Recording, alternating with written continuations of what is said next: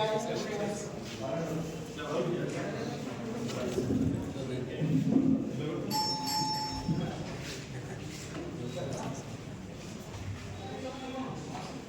సార్వత్రిక ఎన్నికల్లో భాగంగా నేడు నారాయణఖేడ్ మున్సిపాలిటీలో మున్సిపల్ మీటింగ్ హాల్ యందు ఆర్ఓస్ మరియు ఏఆర్ఓస్ ద్వారా నామినేషన్ల స్వీకరణ జరిగింది. ఈరోజు మన మున్సిపల్ పరిధిలో మొత్తం నారాయణఖేడ్ మున్సిపాలిటీలో 10 నామినేషన్లు వేయడం జరిగింది.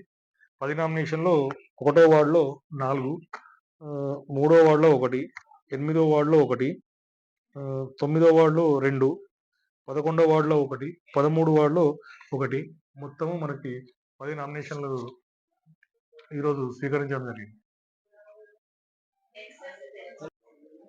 మొత్తం మనకి నామినేషన్ల స్వీకరణలకు ఆర్ఓస్ మొత్తం 6 ఆర్ఓస్ మరియు 6 ఏఆర్ఓస్ సిబ్బంది పాల్గొన్నారు.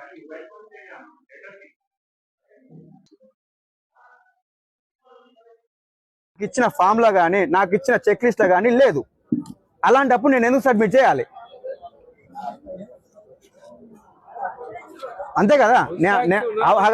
నాకు ఇచ్చిన ఫామ్ లో నీకు హౌస్ ట్యాక్స్ కడితేనే నువ్వు నామినేషన్ వేయాలి, లేకుంటే ఇంటి ట్యాక్స్ నల్ల బిల్లు కడితేనే నువ్వు నామినేషన్ వేయాలని ఎక్కడ కూడా లేదు. లేనప్పుడు నేను ఎందుకు పే చేయాలి? అదే విధంగా ప్రతిపాదన ఒక్కరే ఉన్నారు ఆ బుక్ లో కూడా. అలాంటప్పుడు ఇద్దరు ప్రతిపాదనలు ఎందుకు? ఒక్కరే ప్రతిపాదన అయితే ఓకే. ఇవి చెప్పండి నాకు క్లారిటీగా. నామినేషన్ వేయాల్సినోడు ఇంటి ట్యాక్స్ ఎన్ఓసి ఎందుకు తీసుకోవాలి?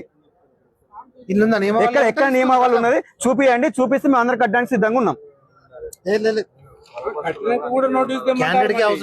ఎవరికి అవసరం లేదు మేడం. నేను వేసి వచ్చే నామినేషన్ ఎక్కడ చెక్ లిస్ట్ లో కూడా లేదు, ఎక్కడ ఏది లేదు. ఎవరు నేను ఇంకో మాట చెప్తున్నాను. నేను కమిషనర్ గారిని కూడా అడిగాను. ఇక్కడ తను వర్బల్ గా చెప్తున్నారు తప్ప ఎలాంటి అథెంటికేషన్ లేదని మాట్లాడుతున్నారు.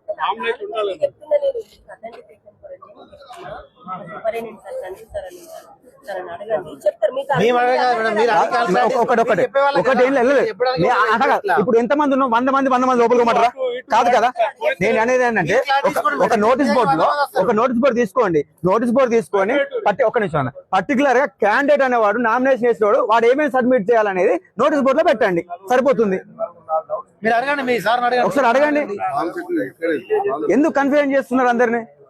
నిన్నటి నుంచి అందరు పానిక్ అవుతున్నారు. ఎక్కడోళ్ళు అక్కడ అటు తిరుగుతున్నారు, ఇటు తిరుగుతున్నారు. వేసినా